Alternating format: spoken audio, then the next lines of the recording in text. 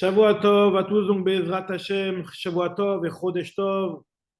On va essayer, Bezrat Hashem, aujourd'hui d'étudier le Daf Nun Bet de Masichet Ketubot. On en était en bas du Daf Nun Aleph à bout de Bet. Alors, on avait vu que il y avait une des conditions de la Ketuba qui était, qui était de racheter sa femme en cas d'emprisonnement. Donc, si sa femme est emprisonnée ou en prise en captivité, il avait une obligation de le racheter.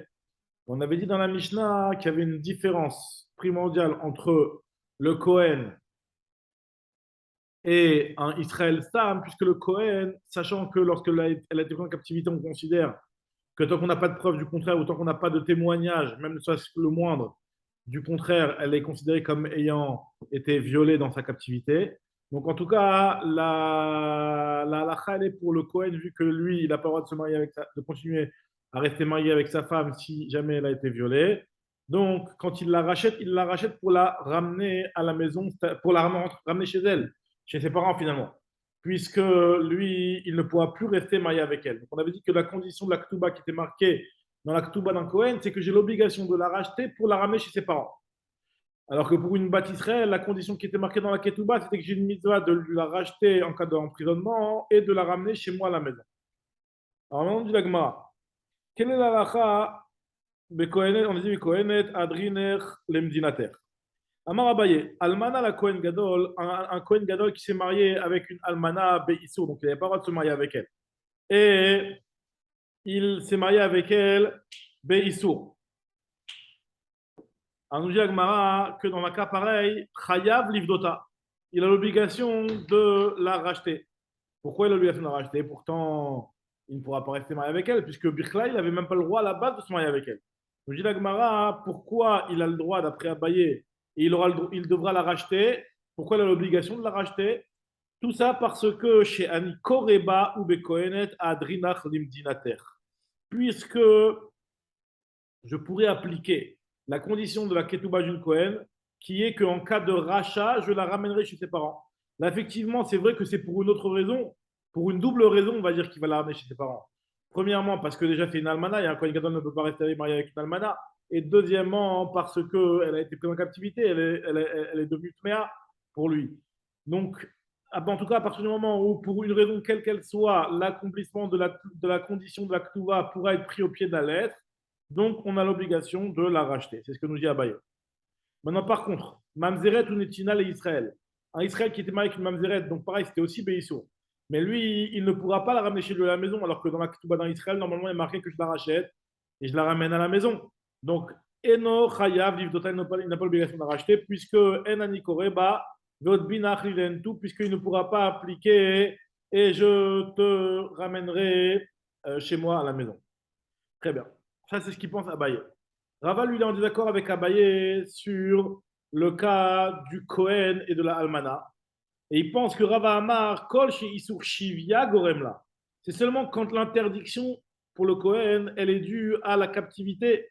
Dans ce cas-là, on va dire que la condition de la Ktuba est respectée, il doit la racheter.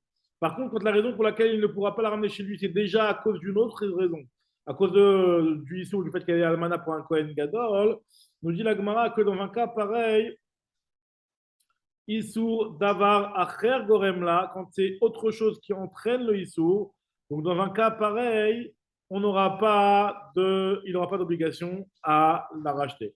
Issour davar acher goremla, et no chayav livdota, il n'aura pas d'obligation de la racheter. Ça, c'est la discussion entre Abaye et Rava sur Almana les Kohen Gadol. Est-ce qu'il a l'obligation de la racheter, sachant que la raison pour laquelle il ne peut pas rester mal avec elle, c'est aussi déjà par le fait qu'elle est interdite à lui en tant qu'almana la Kohen Gadol. Va-t-on dire que cette marloquette-là, elle dépend d'une marloquette Tanaïm, les Mak et Tanaïm, va-t-on dire que cette marloquette-là est dépendante d'une marloquette Tanaïm?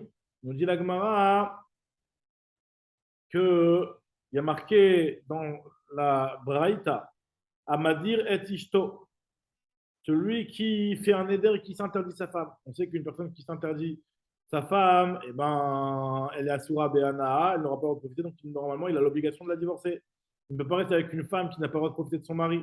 Donc si déjà il est marié avec elle et il lui a fait un éder, donc elle n'a plus le droit de profiter de lui, donc il doit la divorcer.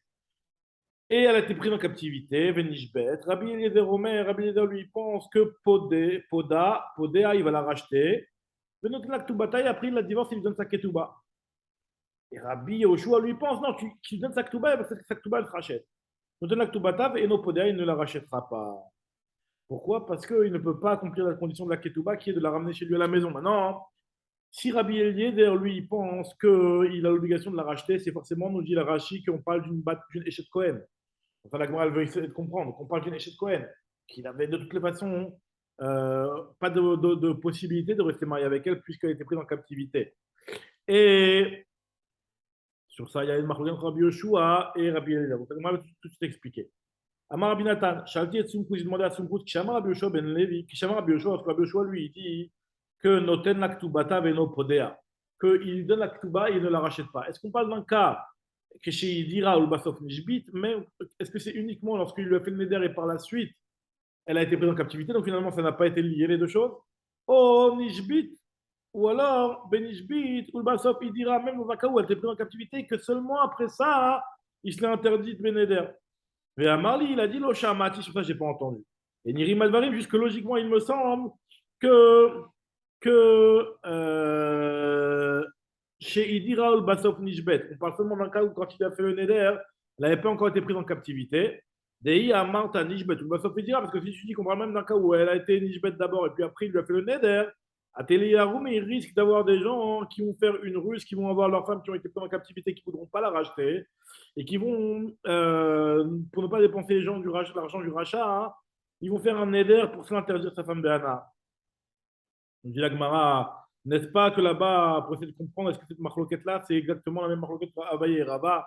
N'est-ce pas qu'on parle d'un cas Maïla, Bemadir, Echet Cohen, on parle de quelqu'un qui est marié avec un Cohen qui est marié avec sa femme et qui se l'interdit, Bemadir, Echet Cohen, Camille Flégué, et que en fait finalement, c'est exactement ça, la marloquette que Abaye, lui, pense comme Rabbi Eliezer, Abaye, lui, qui a dit que le Kohen a l'obligation de racheter sa femme, même si c'est un autre issour qui l'interdit.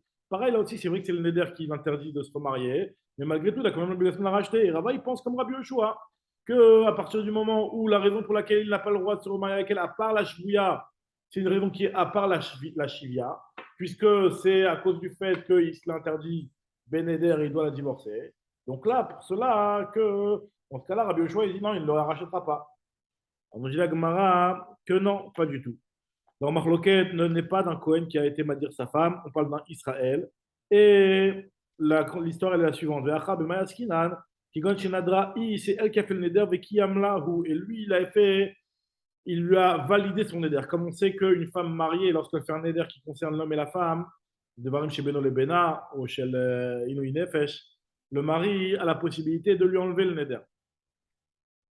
Donc là, quand la femme elle fait un neder de plus profiter du mari, donc là c'est clairement un neder qui est entre les deux.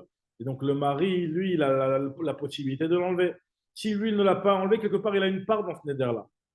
Donc finalement c'est ça la marloquette. Rabbi Eliezer, lui, pense vers ou Nathanes Baben Shinéa, c'est lui qui a mis le doigt entre ses dents. Ça veut dire qu'en réalité, c'est lui qui a entraîné la situation, puisqu'il aurait pu et il aurait dû enlever carrément le neder. Et donc, c'est pour cela qu'à partir du moment où ça vient de lui, donc il a l'obligation de la racheter. Tandis que Rabbi Yoshua, lui, pense que celle qui a donné son doigt entre ses dents et qui l'a mordu, c'est pour dire qu'en réalité, c'est de sa faute. Et donc, elle ne recevra pas la ketouba, elle recevra juste la ketouba. Et donc, c'est à cause d'elle que la condition de la ketouba ne peut pas être remplie, puisque son éder a fait que le mari sera obligé de la divorcer. Et donc, c'est pour cela qu'il ne pourra pas la racheter. Il n'aura pas l'obligation de la racheter.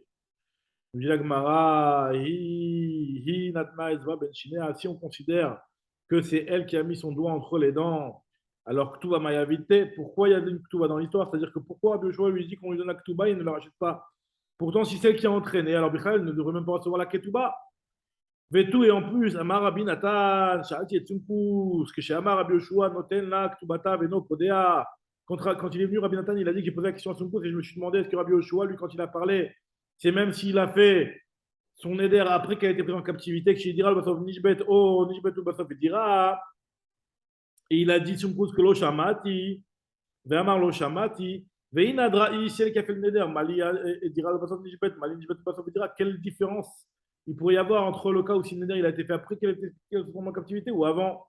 Il n'y a pas de différence. Donc c'est pour ça que l'agma te dit, t'as raison. On parle d'un cas où c'est lui qui a fait le neder. Léolam, et la Léolam, Deadra et You, c'est lui qui a fait le neder. Ve'abaye metaraseta, mais vraiment metaraseta, mais tout le monde peut essayer d'interpréter cette marloquette Tanaïm selon son propre avis. Abaye, Rava, il est metaraseta, mais Abaye, il est metaraseta, mais Abaye, lui qui pense que Almana la Kohen Gadol Chayav Livdota, il pourrait expliquer le fiatam shelo. Il pourra très bien comprendre aussi l'avis de Rabbi Yoshua, parce que lui il te dit que Almana la Kohen Gadol, Kula Almana Peligé, des Chayav Livdota. Tout le monde pensera comme moi, nous y abaye, aussi bien Rabbi Eliezer que Rabbi Yoshua, qu'on a l'obligation de racheter la femme Almana qu'un Kohen Gadol. Mamzeret Unetina l'Israël, aussi Kula Almana Peligé, que Eno Chayav Livdota, puisqu'elle est déjà elle est interdite à lui. Maintenant, Madir Eshet Cohen, un Madir Eshet Cohen aussi, c'est comme un la Cohen Gadol, il a l'obligation de la racheter. Nami, ou la mal obligé de Chayav, il doit t'aider. Non, la Cohen Gadol, c'est exactement la même chose que qu'un Cohen Gadol. Alors, c'est quoi alors, Marloquet entre Rabbi Yoshua et Rabbi Eliezer qui pliguait Madir Eshet Israël. Rabbi Eliezer, lui, il pense qu'Azil Batar Maïkara, on va aller d'après la situation de base, c'est-à-dire que, puisque au début du Tnaï, c'est-à-dire au moment du mariage, au moment où il a fait la condition, à ce moment-là, il avait la possibilité de la regarder et de rester marié avec elle après un rachat. Donc c'est pour cela que la condition est validée et il a l'obligation de racheter quoi qu'il arrive. Tandis que Rabbi Yehoshua lui pense qu'Azil Batar Massaf va d'après au moment de l'accomplissement du Tnaï. Et puisqu'au moment de l'accomplissement du Tnaï, il a l'obligation de la divorcer à cause du Neder, c'est pour cela qu'il sera pas tour de la racheter. Ça, c'est l'explication de la façon dont Rav Abaye va expliquer la marloquette Rabbi Eliezer et Rabbi Yoshua. Donc Rava, lui, qui pense que Almana la Kohen Gadol, il n'a pas l'obligation de la racheter puisque c'est Issour d'avoir Acher Garamla. C'est autre chose qui entraîne l'interdiction. Rava Metares l'État, mais lui, il va expliquer, il va répondre selon sa propre explication en disant que Almana la Kohen Gadol, Mamzeret Israël, tous ces cas-là, Kula Malopeligede Eno Chayav Livdota, il n'a pas l'obligation de la racheter. Alors c'est quoi la marloquette qui plique? Et la marloquette, elle est de Madir. Quand quelqu'un il fait un neder, et là cette fois-ci, aucune différence, même chez Cohen. Ben Eshet Cohen, Ben Eshet Israël. Rabbi Eder, Batar Mekara, Rabbi Eder lui va d'après le début, c'est-à-dire qu'on va d'après le début du Tnaï. Au moment des Nisouin, puisqu'au moment des Nisouin, à ce moment-là, il pouvait rester marié après le rachat, c'est pour ça qu'en condition est validée. Et le choix, il pense, on va d'après Bassov, après la condition, l'accomplissement du Tnaï. Et ben, Israël, puisque maintenant il doit la divorcer à cause du Neder, il ne pourra pas la garder. Alors il sera pas tôt de la racheter. Pareil aussi pour le Kohen, il sera pas tôt puisque il aura l'obligation de la divorcer. Exactement, puisque lui, à part l'interdiction de Shivia, Bichla, il aura aussi de Neder, toutes ces choses-là qui vont interdire de se marier avec elle. Et donc, sur ça, il n'a pas l'obligation de la racheter. Très bien. Continue l'agma maintenant. Nishbet, Chayav, Livdota. On avait dit dans la Mishnah que si jamais elle avait été prise en captivité, il a l'obligation de la racheter. Et on avait dit, on va voir des cas où il n'y a pas d'obligation de racheter la femme. Et on va voir des cas où le mari meurt, etc. Comment ça se passe. Maintenant, l'agma va parler d'un cas si le mari il est mort avant de pouvoir la racheter. Tanoura Banan, Nishbet, Bechaye, Baala. Si jamais elle a été prise en captivité du vivant de son mari. Et par la suite, son mari est mort. Nishbet Bechaye Bala était pris en captivité alors que le mari était vivant. Et donc, il y avait une obligation de la racheter. Et le mari meurt. Est-ce que les enfants, ils ont l'obligation d'accomplir cette condition-là de racheter la femme ou pas? Ikir Baba, si le mari s'en est rendu compte, il était au courant de la captivité. Alors, Yorshim Khavim Mivzotal et Yorshim, les héritiers ont l'obligation d'accomplir cette obligation que le père avait et de racheter. Alors, le Ikir Baba, là, si le père n'était pas au courant de son vivant, les héritiers ne sont pas obligés de la racheter. Maintenant, on rapporte une histoire par rapport à ça. Lévi, ça va, la Mei Badouvda qui aille maintenant. Lévi voulait faire l'histoire exactement comme ce qui marque dans cette braïta. Lorsqu'il a eu un cas pareil où il y a un mari qui savait que sa femme était en captivité, il est mort. Et il voulait obliger les Yetomim à payer, à racheter. Et sur ça, Rabbi lui a dit non. Amar le Rav, il a dit, Achi Amar Chavivi, comme ça il a dit Chavivi, c'est-à-dire Rabbi Chia, mon oncle, donc qui était l'oncle de Rav. Leit ilcheta, qui a matnita, la halakha n'est pas comme cette braïta là. Et là, qui a detania, mais comme une autre braïta qui enseigne et qui dit que Nishbet le achar mitat baala, que si jamais la femme a été prise en captivité après la mort de son mari, Alors là, En ayetomim chayavim livdota, les orphelins hein, n'ont pas l'obligation de la racheter. Velohod, et en plus, et la fille nishbet bechayebala, même si elle a été prise en captivité du vivant du mari, qui s'en est rendu compte et qu'il savait, etc. Et par la suite, le mari, il est mort. Malgré tout, donc c'est la Braïta qui est en contradiction, qui te dit que En ayetomim chayavim livdota, ils n'ont pas l'obligation de la racheter. Chez En anikoreba, puisque ne sera pas applicable le texte complet de la condition qui est de dire et je te ramènerai à la maison en tant que ma femme, puisque le mari il est mort, donc il ne pourra pas la ramener en tant que sa femme. Très bien. La Gemara continue à rapporter une braïta maintenant par rapport au prix que le mari doit payer, jusqu'à quel prix il doit aller pour payer le rachat. Tan Rabanani, je vais être pris en captivité, il demandait jusqu'à 10 fois sa valeur, plus que ce que la femme elle vaut. Donc la femme avait un prix sur le marché, et les gens, vous savez, peut-être que ce type-là, il avait les moyens, il demande 10 fois sa valeur. Nous dit la Gemara hein, que dans un cas pareil, pas Marishona, la première fois il la rachète, il a l'obligation. Mikan Velach, après ça, si jamais elle se refait prendre en captivité, Ratsa Podé, s'il veut, il la rachète plus de 10 fois sa valeur. Ratsa Inopodé, s'il veut, il ne la rachète pas. Même le prix de sa valeur, il ne la rachète pas, puisque l'obligation de racheter n'est qu'une seule fois dans la Ketouva. Il y a juste un seul pigeon que les Khamim ont institué. Rabban Shimon Ben Gamiel, lui, il a institué, il te dit, mère, en podim, donc je passe à un mot de bête, en podim et tashvouyin, yoter même de manière générale, ne rachète jamais des prisonniers plus que leur valeur. Donc vous connaissez tous l'histoire avec le Maram Rothenburg qui a refusé de se faire racheter quand il était pris en captivité. Pourquoi justement il pénètre Tikkun Olam à cause du Tikkun Olam pour ne pas habituer les kidnappeurs à venir kidnapper, à demander des sommes astronomiques. Et donc, c'est pour cela qu'on ne rachète pas une personne plus que sa valeur. D'accord.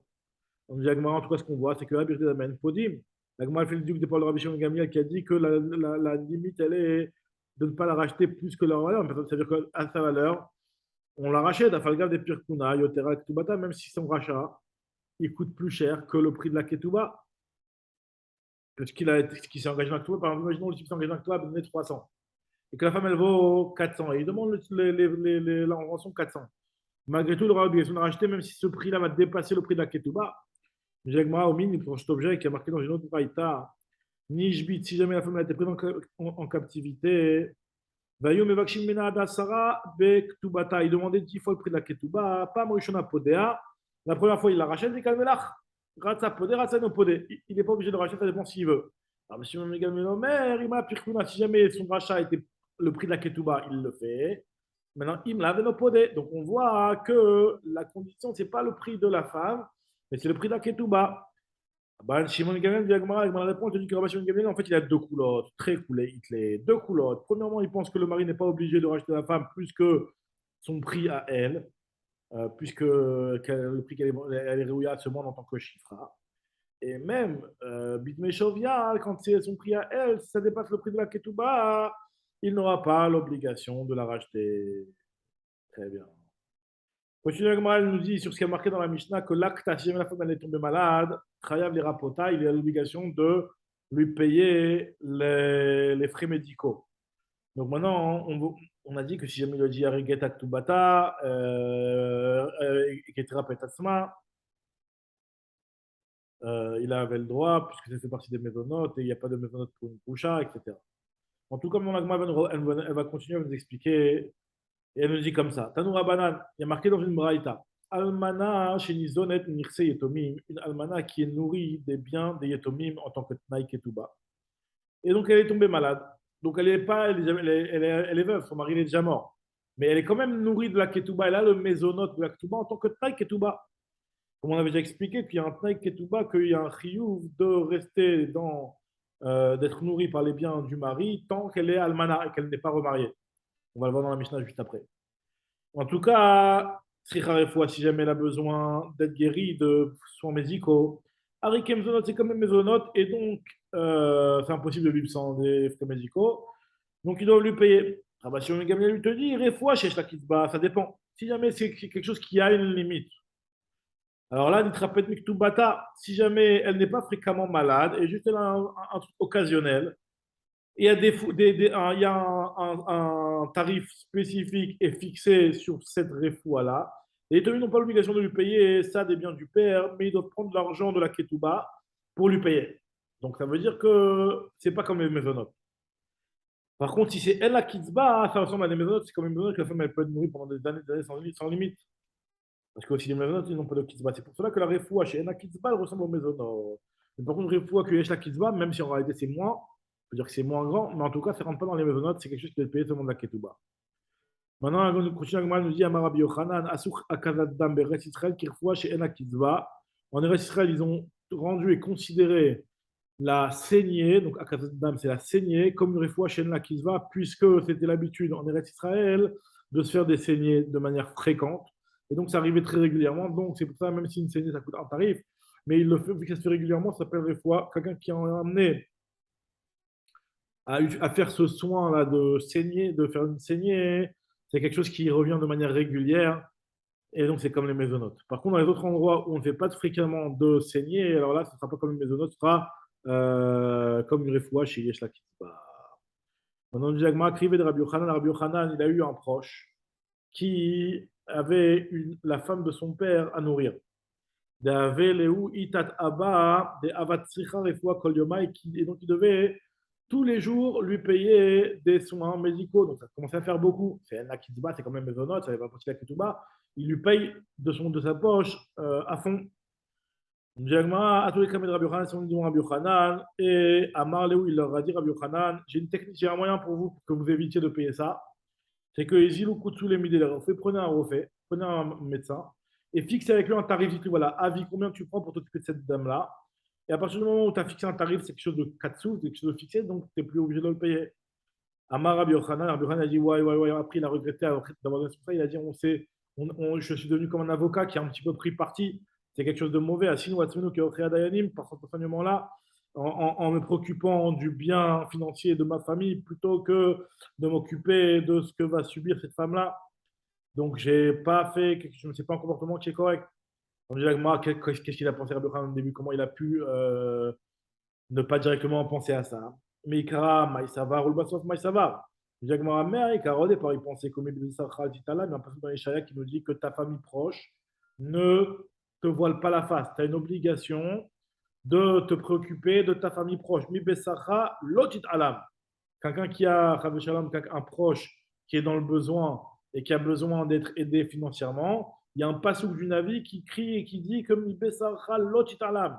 Ne te voile pas la face devant ta chair, devant ta soeur, devant ton frère, devant ta famille. Donc ne te voile pas la face. Il faut l'aider, il faut sortir de l'argent pour lui. Donc lui, il s'est dit que voilà, pareil aussi de la même manière, je devrais aussi trouver, leur donner un conseil pour ne pas qu'il ait de l'argent dépensé. Bah, sauf ça va. Après, la fin, il s'est dit que Adam Khashoggi, moi, je suis un homme important et qu'il doit me comporter un petit peu plus que ce que les gens normaux se comportent pour ne pas qu'il y ait de gens qui viennent à parler sur moi.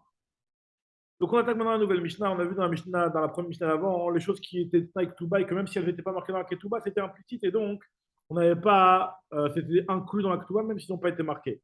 Il y a d'autres choses qui sont de la même façon aussi, même s'ils n'ont pas été marquées dans la Ketouba, on a l'obligation. Ça va être cité tout de suite dans la Mishnah. Par exemple, on va voir qu'il y a une des takanot que les Khamim ont institué, c'est que le mari, lui, il a l'obligation envers sa femme dans la Ketouba, c'est la Ketouba de Benidichim. Ketouba de Banim Zecharim, ça veut dire quoi? C'est-à-dire qu'une femme qui est morte du vivant de son mari va arrêter la femme. Maintenant, les Chachamim ont été métaken qu'après la mort du mari, lui, quand il va donner ses biens, qu'il va les faire hériter à tous ses enfants, aussi bien les enfants qui sont des enfants de cette femme-là que d'autres enfants, l'argent que lui va hériter de sa femme, l'argent qu'il a hérité de sa femme, il devra les donner uniquement aux enfants de cette femme-là. D'accord. C'est-à-dire que le Nechassim que sa femme lui a rentré en tant qu'Enidounia et qui ont été marqués dans la Ketouba, et pareil aussi ce qu'il a l'obligation de lui donner en tant que Ketouba, Manemata et toutes ces choses-là, il a tout fait de Ketouba, il devra le donner à ces enfants-là en plus de la part du partage de l'héritage des biens de ce type-là, qui lui appartiennent à ce type-là et qui partagent de manière équitable entre tous ces garçons, entre tous ces enfants. En tout cas, nous dit la Gemara que pourquoi ils ont fait cette takana-là, on va voir tout dans la Gemara pourquoi les familles ont fait cette takana-là, hein. C'est pour que les gens écrivent des belles nidouillas et qu'ils sachent que quand là, il fait la passion de la famille, puisque ça va revenir aux petits-enfants par la suite.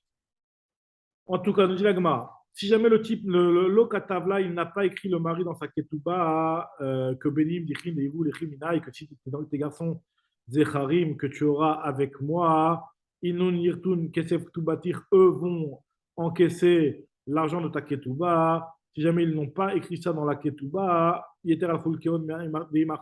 en plus de leur part, de ce qu'ils vont avoir avec leurs frères, Chayav, il a l'obligation quand même de le donner, puisque c'est un Tnaï Beddin, Shiut Tnaï Beddin.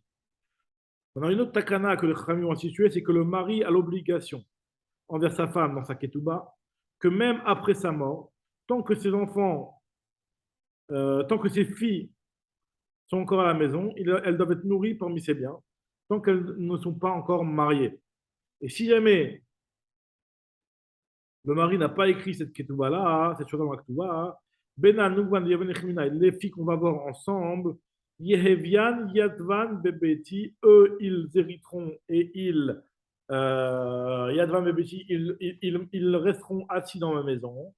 Ou Midzenan, ils seront nourris de mes biens, Adetilakon les Gouvrin, jusqu'à qu'elles se marient. Même s'il n'a pas écrit cette chose dans la ketouba, il en a l'obligation.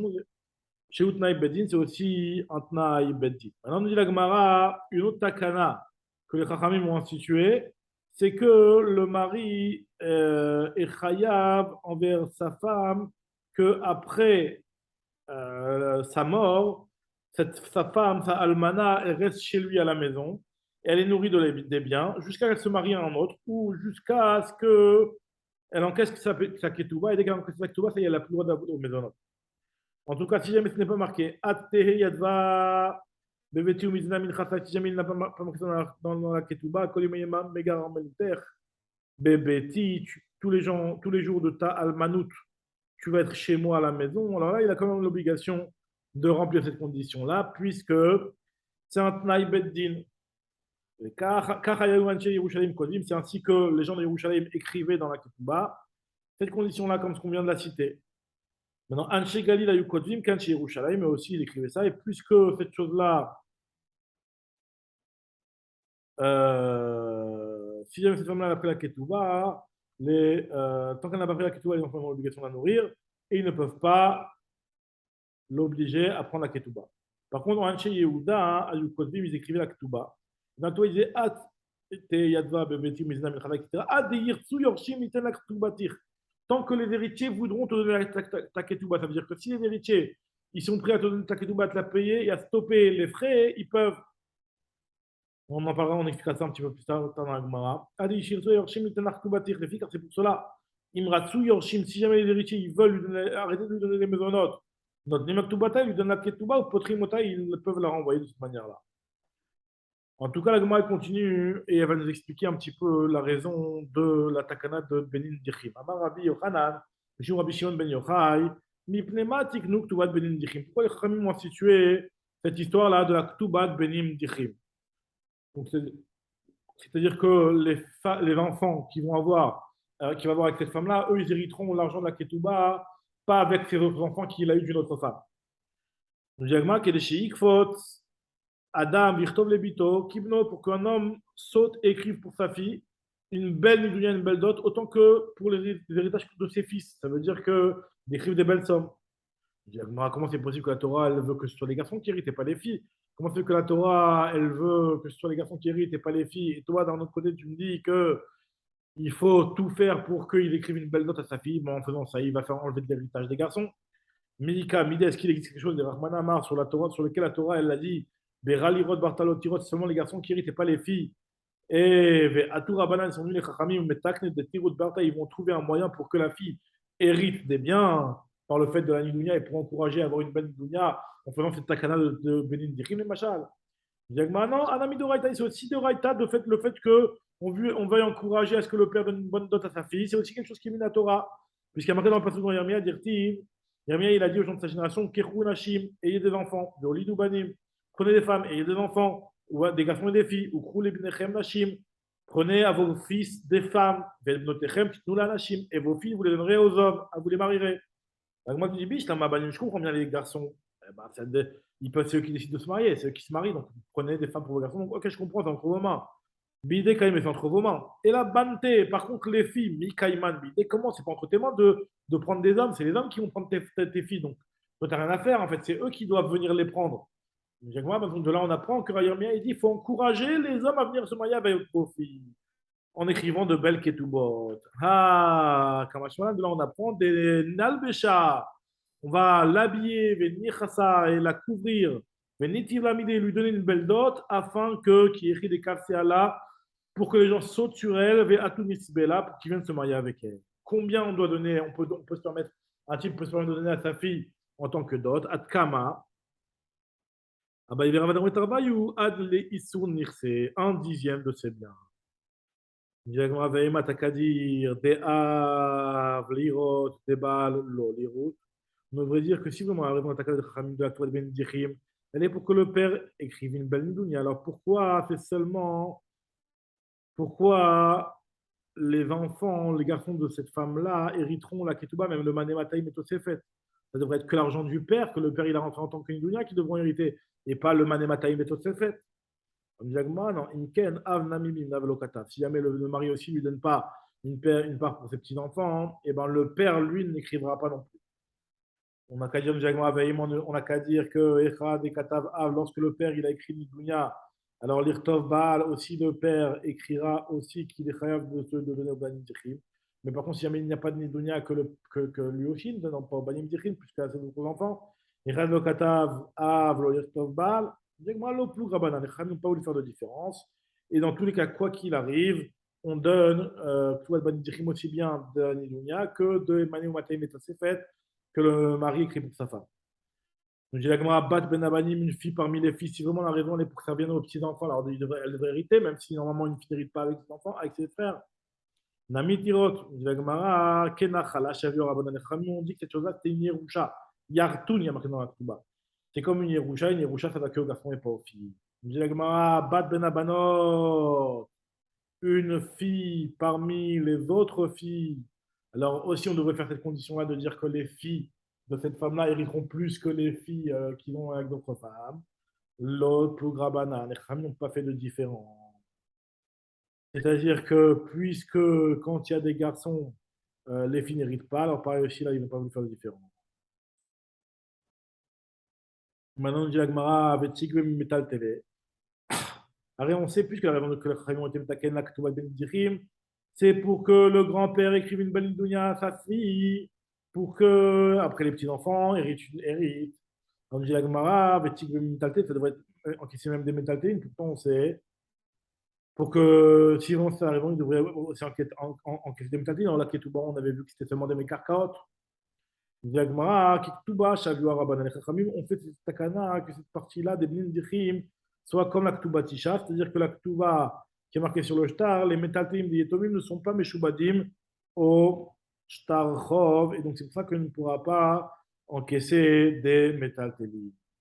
On lui dit, alors, si vraiment on devrait prendre des choses Meshubadim, c'est-à-dire que ces enfants, ils devraient récupérer cette Ktuba de Ben Dichim, même des biens qui ont déjà été vendus. Et pourquoi il y a une marque sur ça plus loin? On verra Bezrat Hashem Dafnoun et dans le Pekafalpi, qu'il y a une marque parce que les enquêtes de Meshubadim. Zegma Yertun Tnan. Il y a marqué le mot Yertun, c'est comme un héritage. Ça doit être comme un héritage.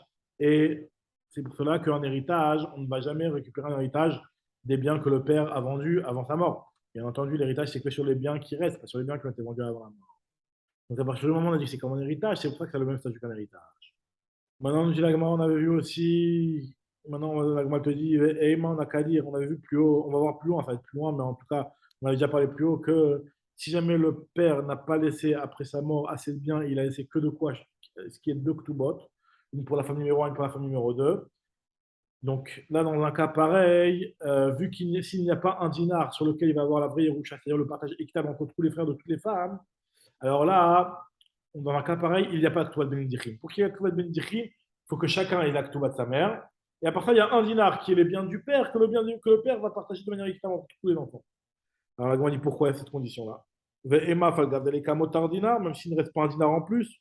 Dit la Gemara, Bimkom de Kam Yakrana Chala de Oraita. À partir du moment où on fait dans ça voudrait dire qu'il n'y aura pas eu du tout, elle va être complètement déracinée, la Nachala Minatora, puisque dans un cas pareil, il